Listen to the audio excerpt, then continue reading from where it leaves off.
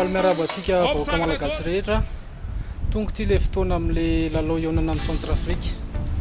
Tsy dia misy lazaina betsaka fa manantena angamba ny fanohanantsika ny ekipam-pirenenantsika.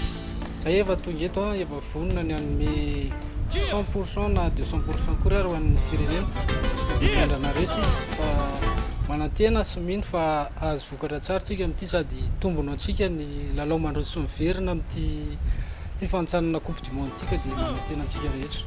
Manome toky izahay mpanazatra sy mpilalao fa hiezaka mafy hatrany amin'ny lalao raisam-pirenena izay atao izay maromaro ihany atoato zany ka mangataka sy maniry ny fanohanan'ny mpijery rehetrarehetra manerana ny nosy mihitsy indrindra ireo afaka ho tonga ao amin'ny kianjaben'ny Mahamasina zany mba hanohana sy hankahery an'ireo mpilalao-tsika ireo na inona zavatra mitranga zany dia izay no angatahan'ny nay mpanazatra sy mpilalao zany fanohanana hatramin'ny voalohany hatramin'ny farany.